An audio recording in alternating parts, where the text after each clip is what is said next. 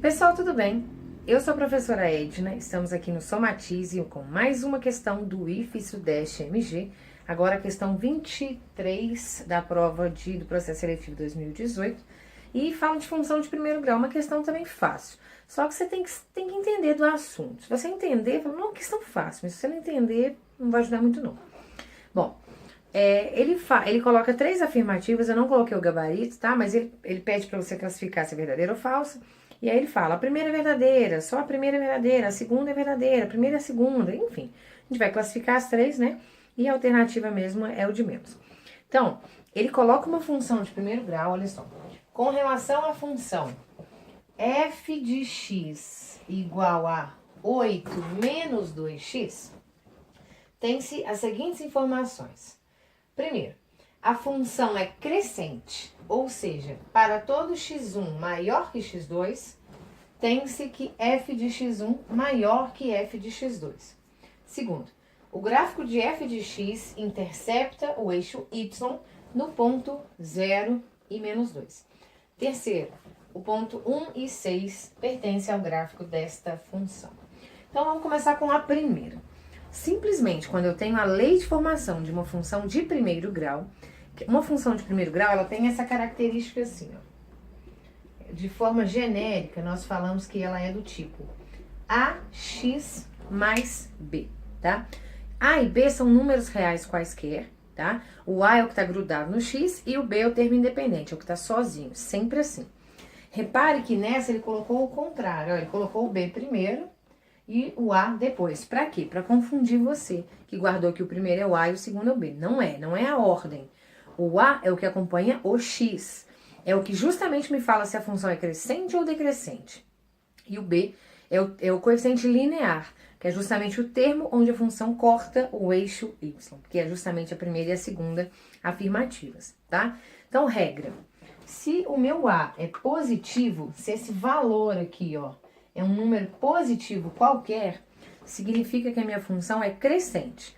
Ou seja, se eu aumento o meu x, ou seja, se eu pego, sei lá, a resposta primeiro eu suponho um x igual a 10, e depois eu suponho um x igual a 20, a resposta que eu achar para o x igual a 20 é maior que a resposta que eu achar para o x igual a 10. Ou seja, se eu aumentar o valor de x, a minha resposta também aumenta. Isso é ser crescente.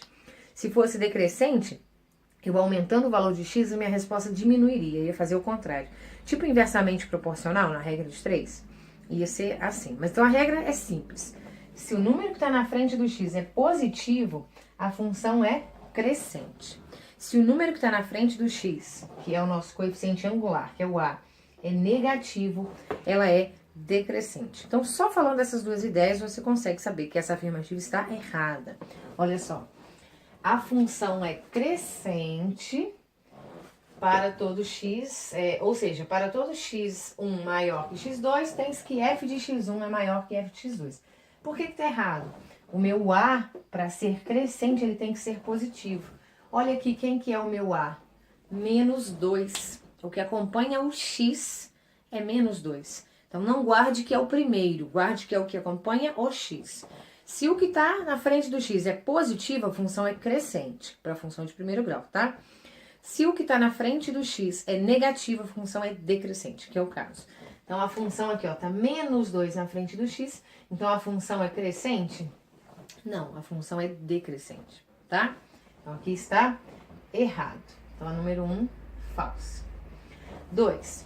O gráfico de f de x intercepta o eixo y no ponto 0 e menos 2. Sempre, para interceptar o eixo y, o ponto vai ter coordenadas 0 e um número que é o onde corta o eixo y, tá?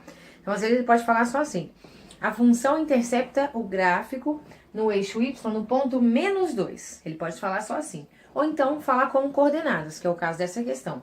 Aí, sempre ele vai te falar o 0 na frente e um número depois, que é onde ela corta o eixo y, tá?